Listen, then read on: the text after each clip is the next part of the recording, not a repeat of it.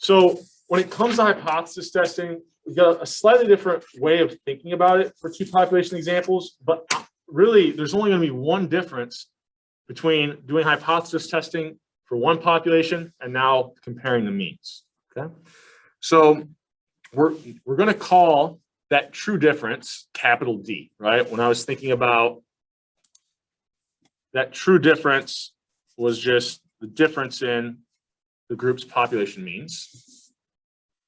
Okay. We're going to have some assumed true difference for that value. Usually it's 0. In fact, for the sake of this class, anything I give you, I'll always be using the assumed true difference of 0. Okay. We'll see how that makes life a little bit easier here in just a second. So we're going to have the same 3 types of tests as we did before.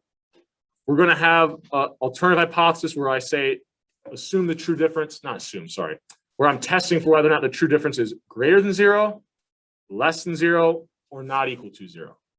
So same one-sided and two-sided hypothesis tests, right? Left, right, and two-tailed. Nothing here changes at all other than the notation. Instead of looking at a mean, we're looking at the true difference in means, right?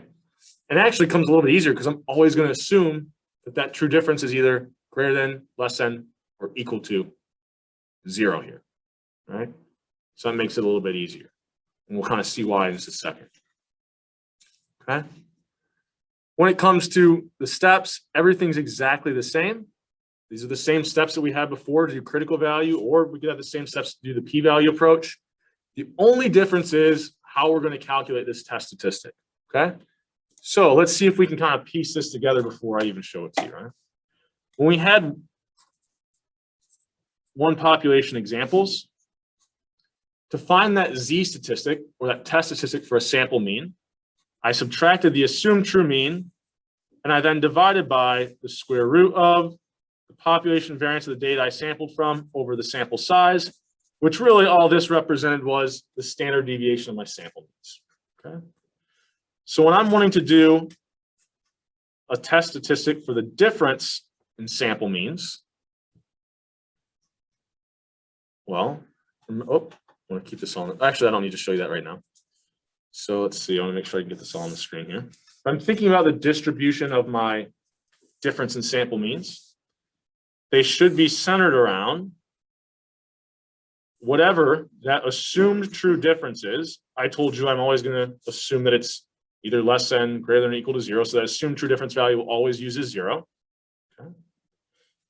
And we said that the standard deviation for that difference will be the square root of each group's variance over that group's sample size, kind of added together. And then we wanted the standard deviation, so we had to take the square root. So when I want to find this test statistic, it's the same setup. I take the statistic I'm interested in. So instead of the sample mean, now I'm interested in the difference in sample means, right? Or we said kind of the sample difference. I'll subtract the assumed true value of the statistic I'm looking at. So here that would be the assumed true difference, which I said will always be 0. So we can kind of ignore this, right? Subtracting 0 isn't going to change anything at all. So that's when I said, it almost makes it a little bit easier than what we were doing before. And then I'll divide by the standard deviation of the statistic I'm interested in, which is now the standard deviation of the difference in sample means, which we have already used for the confidence interval. So it's just going to look something like this. Okay. So we're really following the same procedure we did before to calculate the test statistic. It's just, the standard deviation now is a slightly different, more complicated formula. And like the assumed true value of our test statistic, I'm going to simplify with always using that value of 0. Okay. Any questions here? So one thing that becomes a little bit easier with these two population examples, if I always have this assumed true difference of 0, let's say I look at my sample means and the difference is positive. What's going to be true about my test statistic? If the sample difference, or the difference in sample means that I find, is a positive value, when I turn that into a Z statistic, a test statistic from a standard normal distribution, that's telling me the number of standard deviations away from that assumed true difference. Well, if I see a positive value, that's going to be a certain number of standard deviations above the assumed true difference. So if I see a sample difference that's positive, my test statistic's positive. If I see a sample difference that's negative, I'm going to be a certain number of standard deviations below the assumed true value, so my test statistic will be negative. So whatever the sample difference I find is, that tells me the sign of my test statistic in these two population examples.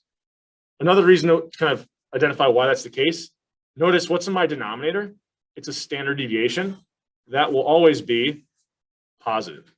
All right, we can't have a negative variance or a negative standard deviation.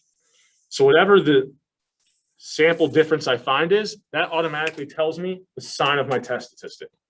Okay. And that's only because I'm using the assumed true difference of 0, but because I'm doing that for you, it makes it a little bit easier. Okay. And I'll show you what happens if we don't use 0 there, probably in some, once we get to Excel and work through a couple examples there. But for now, you can kind of just know that we're always going to use 0 here. Okay. So if we go back, right, same steps. The only difference is our test statistic equation has changed a little bit. So when it comes to p-values, this is the exact same slide I showed you before. Everything's exactly the same. For a right-tailed test, we want the area to the right of the test statistic, left-tailed area to the left. Two-tailed test, we find the area in one of the tails and then have to multiply it by 2, right? Looking up the critical values, we're actually going to find the exact same values we did before, because the critical values were just the values from the Z, or the standard normal distribution, that gave us the desired alpha over 2 in each tail. And we're going to keep comparing to the same 3 alpha values that correspond to the 10, 5, and 1% significance levels. Okay? So nothing's changed here. Like, we'll draw out our rejection regions and kind of see if our test statistic is in the rejection region or larger in absolute value than the critical value. If our test statistic is larger an absolute value than our critical value, we can reject. If it's not, we said we failed to reject. So all the same rules and principles apply as what we were doing before. The only difference is we have a new equation for our test statistic. Okay? Any questions on this one? Anything here before we kind of move through and work through an example? So the D is always going to stay constant? Yep, I'm always going to use the assumed true difference of 0. I think we'll have just enough time today where I'll walk through an Excel example and I'll kind of play around with it at the end to show you, well, what if you didn't want to test against 0? But for the sake of any problem I gave you on the exam or even on the homeworks, I've made sure that I'm using that value of 0. All right, so let's work through a problem. So let's say I've got some data on tropical storms, right? And I want to know, have tropical storms in the Atlantic specifically, have they increased in recent years? So I've got a more recent time period, which has 22 years of data. So my sample size there is 22 years, so 22. Got some older time, an older time period, my older years, I've got 32 years. So my sample size from that older time period is 32. I've got the sample mean for the average number of storms I see every year in both of these time periods. And for right now, we'll assume somehow I was given these known population variances. Okay. So if I wanted to figure out whether or not tropical storms have increased, right? Well, first of all, I just told you that for this assumed true difference, I'm always going to use the value of 0. So here, we should automatically know it's going to be C. Right? But let's say I gave you some more realistic other options. Why do I know it's C? Okay. Well, if I'm thinking about, have tropical storms increased, right? The difference I'm thinking about, and I'll just use the end year from both ones to identify the group. So here was my newer time period minus that older time period. If tropical storms have increased, what would have to be true about this difference? If they've increased, it would have to be positive. I said that's what I wanted to test for. So that's my alternative. I'll then assume the opposite is true, which is that that difference is less than or equal to 0. Now, I'm writing it out here. If that helps, write out what your difference is, right? The shorthand is this is just the true difference, right, between the newer and older time period. But if it helps to write it out for you to think about what you're testing for, right? Is this difference greater than 0? When I write this out and kind of see, oh yeah, the reason why I want to know is it greater than 0, because that would imply that it's increased, right? There's more storms in the recent years than the older years. Or if I think about it this way, if I want to know, have the tropical storms increased? Actually, let me do it this way. I'd say, okay, if they've increased, that means it's higher in recent years and older years. Now I'm just going to use a little bit of algebra so that I can write this out as the difference between the two. Subtract the mean from the older time period from both sides. I would end up with this. This represents my difference. So I'm really just saying I want to test for whether or not that difference is greater than 0. It's a little bit trickier to identify normal alternative hypothesis with two population, I would say. But the one thing with time periods, always think about when I'm thinking about this difference, my newer time period should be first, right? That lines up with the way that we speak in English, right? Because then I can't say if storms have increased, then my difference is positive. If I turn it the other way around, then actually, you know, if I say that my difference is this, then when I'm saying have storms increased, I would actually find like a negative difference here, which doesn't really line up with the way that we say it in English. So anytime we're looking at like comparing an old to a new time period, always put your new time period first and the older time period second, right? And that just typically lines up with intuitively how we think about the difference between kind of crossing across time periods, right? Okay, so what type of tailed test do I have here? What sign? Yeah, so I've got a greater than sign in my alternative hypothesis. So I've got a greater than or a right-tailed test. Okay. So if I look at the sample difference that I found, what's the difference in my sample means here? It's what? 5.8. So I found a positive sample difference. I have a right-tailed test. So if I'm thinking about the distribution of this difference in sample means, it should be centered around this true difference of 0, if it in fact is the true difference, right? That's the value that we have in our normal alternative hypothesis. I found a sample difference of 5.8. Okay. So if I then think about, I'll skip this for a second. If I wanted to calculate my test statistic, right away I know my test statistic has to be what? Positive, because I found something that's a certain number of standard deviations above that assumed true difference, right? Now, I can't say much more than that, right? And from here, right, I want to convert that sample difference value into a test statistic or into a Z statistic, since I know the population variances. So I know it'll be coming from a standard normal distribution. Okay. Now from there, oops, it's just a matter of plugging my values into that test statistic equation, right? Once I have that in front of me, I was given the two sample means for both groups, given the population variances, and given the sample sizes. Now that assumed true difference of 0, I can ignore that if I want to, because subtracting 0 doesn't really change anything. But at this point, it's just taking that test statistic equation. We're given all the information that we needed. You can plug everything in here, okay? Any questions on this? Yeah. Just in the bottom of the denominator. Yep. 9.7 that was inserted. Oh, it should be 7.8, shouldn't it? Yep.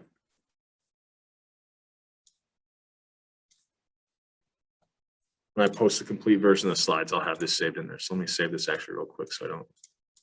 There we go. Yeah, so if we look back at the original information, sorry about that, good catch, right? The variance from that second group was 7.8, not 9.7. But really, it's just a matter of plugging our known values into that equation, okay? Any other questions on this one? So we just found what, 4.9?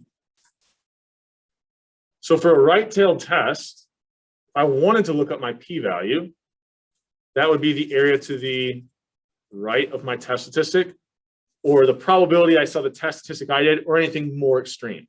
So for a right-tailed test, that's the area to the right. For a left-tailed test, that would be the area to the left. For a two-tailed test, right, it kind of depends on what the sign of my test statistic is.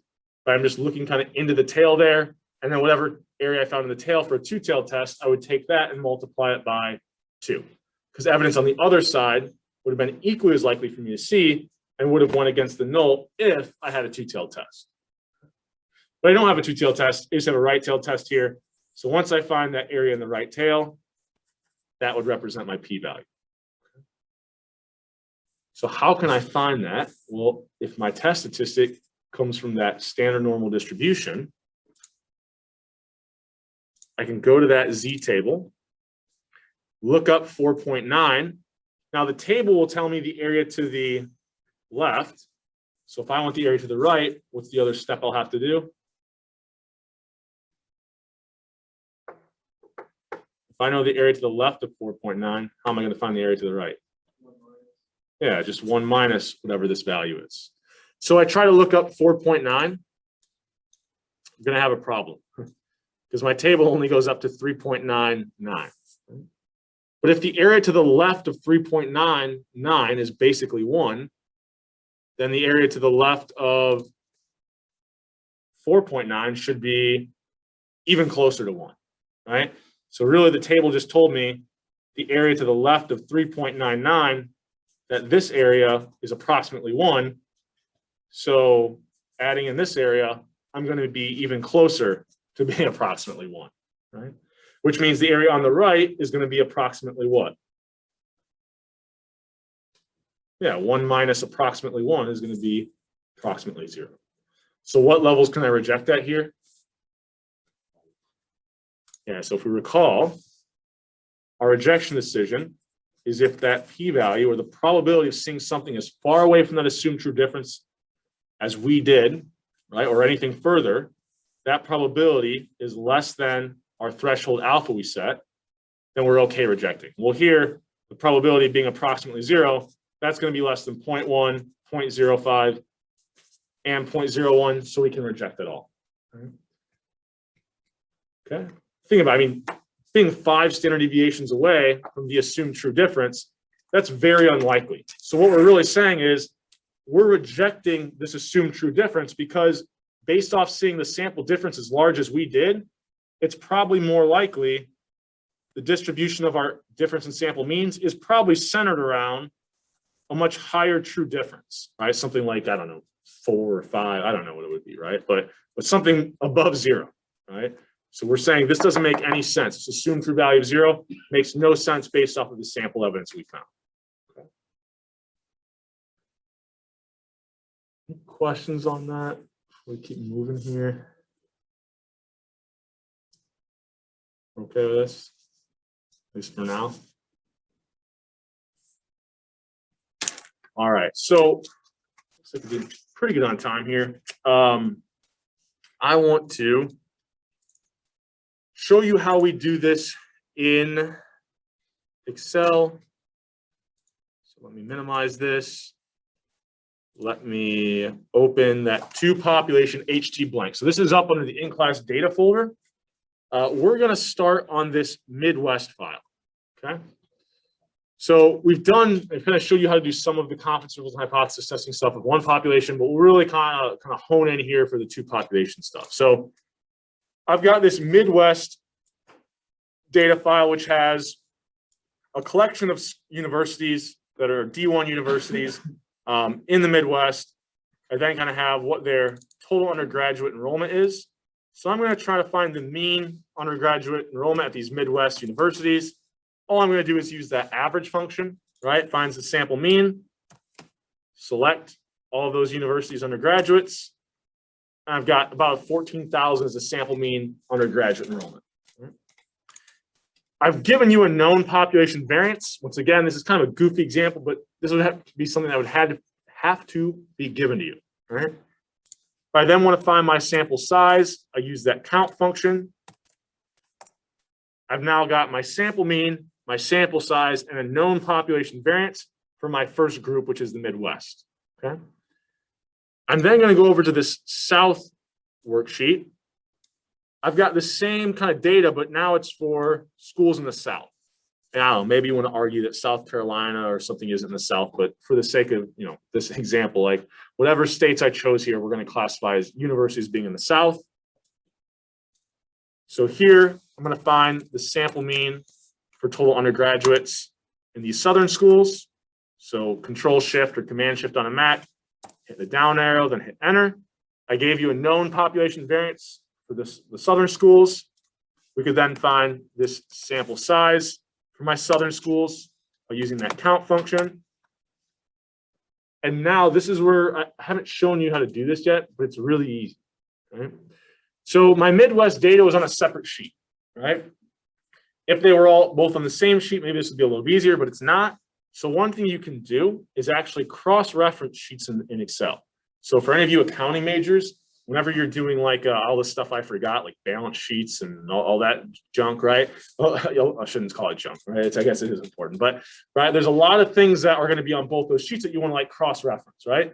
So here, I want to put the Midwest sample mean in. If I put an equal sign, then I select this sheet and select the sample mean.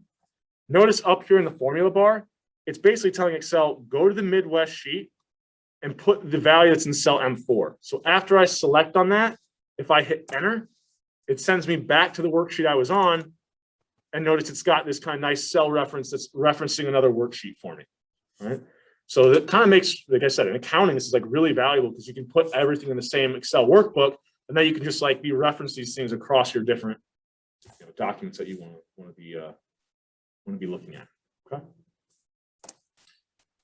I also can do, right, my sample size was over there as well. So I click on that, hit enter.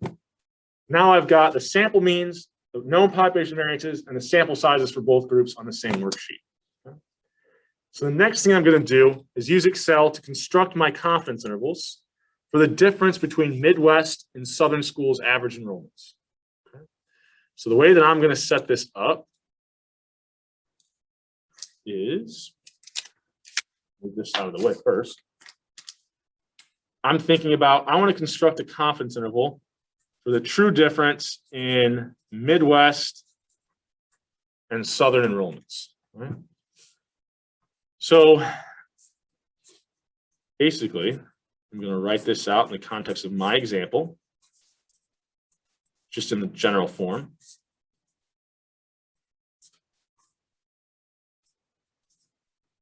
And kind of have this up here as we work in Excel. Okay.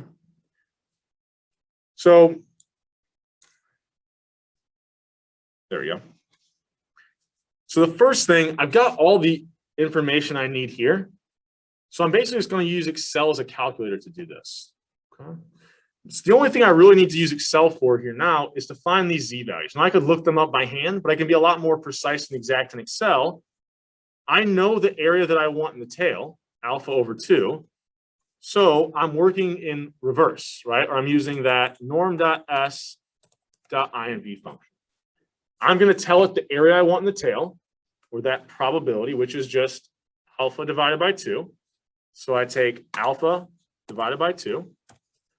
Now the problem is going to be when I find the Z value, just like on the table, it's going to tell me the number of standard deviations I need to go below to get my lower bound. But I don't really want to have the sign here. I just want to know the number of standard deviations above and below I need to go. So if I hit enter here, notice it gives me a negative value. Well, I just want the absolute value of that when I'm using it to calculate that lower and upper bound, right? Because that positive and negative sign is already built into my upper and lower bound equation, right? So if I hit enter here, to get my lower bound, well, first of all, I could just copy this down. And it's going to update that alpha reference so that I get the number of standard deviations away I need to go, or that Z value for my 3 different confidence intervals pretty quickly. Okay. From there, I'm going to do the lower bound, which I'm going to break this down into parts. It's going to make my life a little bit easier kind of in the future when I do some hypothesis testing as well. So notice here, what this represented was the standard deviation for the difference in my sample means. So I'm just going to put that in a cell right here. Okay. And actually, I had this problem in the last class, so I want you to be able to see this. So You don't have to move this, but I think so you can see everything. I'm going to move it down one. Oh, come on. There we go. I'm just going to move this down one so that, okay, I don't really care. So that you can kind of see what I'm doing. So I'm going to put, this is just the square root of that first group's population variance divided by the sample size. Add to that the second group's population variance divided by its sample size. Okay. So just using Excel to be a calculator here, and I'm going to kind of do this in steps so I can have this value in a different cell. Okay. Questions on that? If we keep moving here. All right. So from here,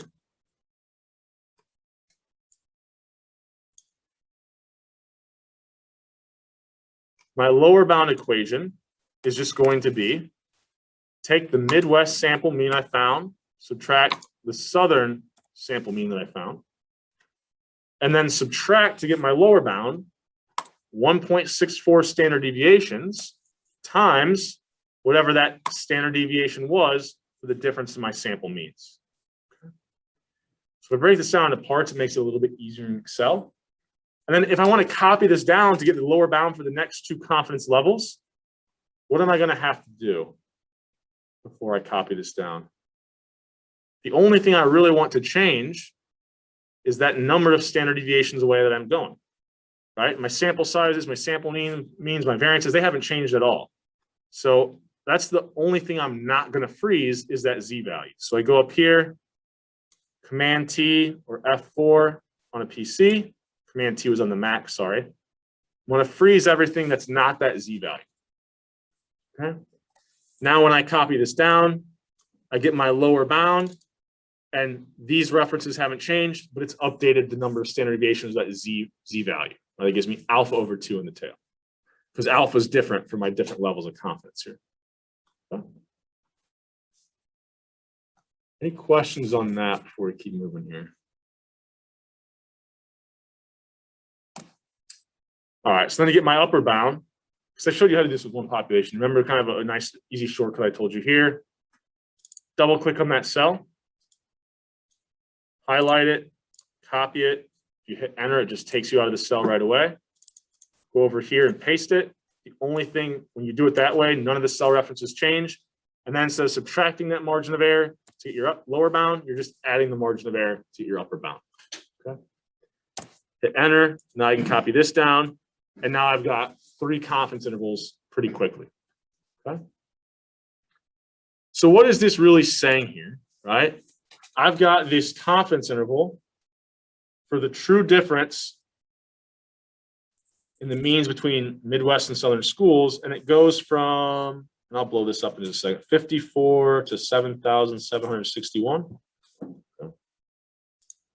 So really what this is saying is that the true difference is a positive value, or that with this was the 99% level. So even at 99% level, I can say that Midwest schools have a larger average undergraduate enrollment than Southern schools, right?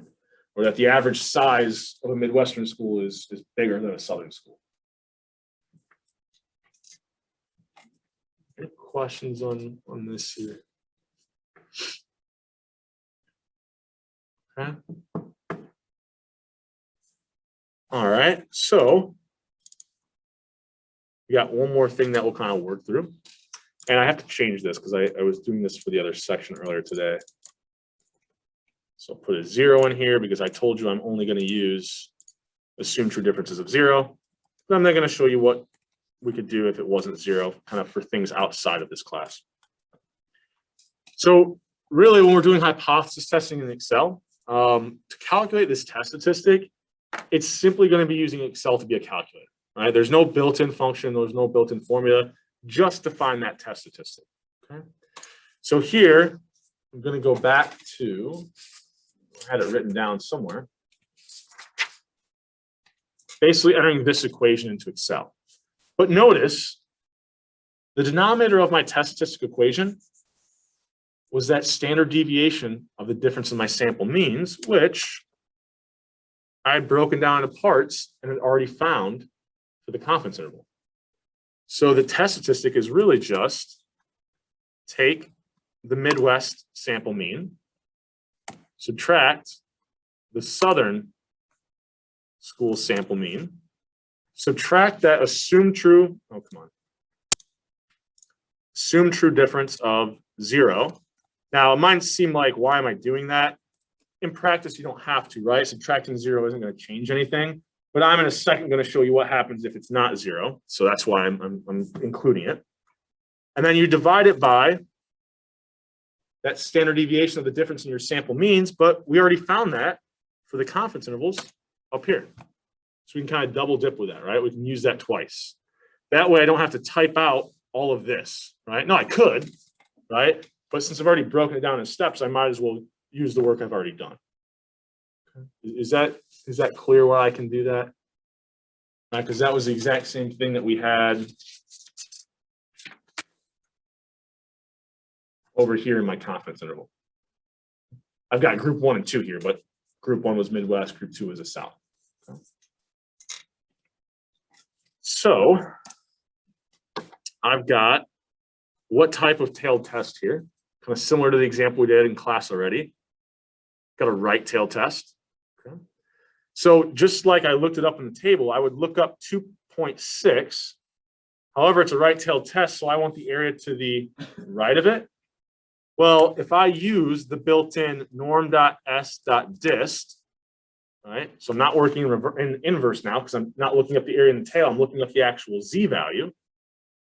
I want to know the area to the right of 2.6, but this function, if I select the z value and then comma 1, always gives me the area to the left. Now, I said this before, kind of looking at some of the Excel assignments. I think maybe people either forgot or kind of were confused. Putting a 0 in here does not give me the area to the right, right? Putting a 0 in here like breaks it down to 1 unit and gives you the probability of being in between your z value and like 1 away, which I don't understand why that's very useful in a lot of these examples, so I don't even know why it's an option. So we always use that comma 1, and it's always going to act just like we were looking up this up in the table. It's going to give us the area to the left, but we wanted the area to the right, so we're going to have to do what? Yeah, simply subtract it from 1. Right? So this should give me my p-value. Okay. From here, right, I could find my critical values, right? But I'll hold off on this for a second and show you kind of a nice little shortcut or kind of a neat thing you can do in Excel that we haven't looked at yet, or at least I haven't expected you to know how to do yet, right? Which is this if statement. So what the if statement is going to do is it's going to check to see if something's true. If that thing is true, you're going to tell it what you want Excel to put in the cell. If that thing isn't true, the third thing you'll tell it is what to put in the cell if that was false, right? So I'm going to check to see, okay, is my p-value less than alpha? That's my rejection decision, right? If the p-value is less than alpha, I say I reject. So if that p-value is less than alpha, comma, put in the word reject into this cell, because I should be rejecting. Right? Now, I have to put any word that I want displayed in a cell in quotation marks here. So that's why I have kind of reject in quotation marks. And then comma, if this is false, if the p-value isn't less than alpha, well, that means I should be failing to reject. So put in the word, or words, fail to reject. Right? Now this will kind of automatically, now if I look at this, for a p-value of 0.004, what levels here should I be rejecting at? Well, that p-value is less than 0.1. Is it less than 0.05? Yeah. Is it less than 0.01? Yeah, so just eyeballing it, I should reject at every single level. Okay. Now, I've done the rejection decision at the 90% level. If I wanted to copy this down, what's going to be something I need to do? At different levels, I want to compare to different alpha values, but I'm always using, I'm always using the same p-value. So I'm going to freeze that cell reference. Now, if I copy this down, I get my rejection decision at all 3 levels. Notice it's updated the alpha it's comparing to. But here I had a p-value where I would reject at all levels, right? Just eyeballing, I could see that. And sure enough, using that little built-in if statement kind of allows me to see that as well. Okay. Any questions over that before we keep moving here? So we got two more things I want to show you. So the first is, how would I find my critical values? Okay. So critical values are just the z values that give us the desired alpha in our tail. Well, we're looking at a right-tailed test, right? So if I'm thinking about, if I want the critical value that gives me, let's say, 0.1 in that upper right tail, if we use the inverse, that norm.s inverse function, or INV, I need to tell it the area to the left. So if I have a right-tailed test, I can't tell it 0.1 because I need to tell it the area to the left. So what I actually need to tell it would be, right here, 0.1 was alpha. So I'd actually need to tell Excel 1 minus alpha, right? Because it needs to know the area that I want to the left of my critical value. Well, I know the area I want to the right is alpha, so the area to the left must be 1 minus alpha. Okay. So when I go to Excel and I use that norm.s.inv, very similar to, that's the function I was using to look up that z value for confidence intervals. But now I know the area to the left I want is 1 minus alpha. Right? And that should give me positive critical values for my right-tailed test, right? Sure enough, 1.28, I can copy this down, and I've got my 3 critical values fairly quickly here, okay? Now, when do we reject with the critical value approach? Well, that's just if the test statistic is more extreme or greater in magnitude than my critical values, which sure enough here, 2.6 is greater than all of these. So it should lead me to those same rejection decisions as the p-value approach. Okay? Anything else? Any questions here over anything that I've done up to this point? Okay. So we got one final thing I'll show you, but I won't expect you to ever do it. Right? So here, what can I say at the 99% level even? Well, if I think about, I can reject that this difference is less than or equal to 0. So basically, I can reject that Southern schools have a larger enrollment. Right? I found very strong evidence that goes against this null, which is that the true difference is greater than 0. Right? That's the evidence that I found that goes against the assumed value that it's less than or equal to 0. So if I'm rejecting that the difference is less than 0, what I'm really saying is, oh, where did I have it before? I can reject that. If this, I'm rejecting that this is negative. I'm rejecting that the Southern schools would have larger enrollments. And that kind of makes sense. I found pretty strong evidence that Midwest schools have a much higher enrollment than the Southern schools. But can I reject, say,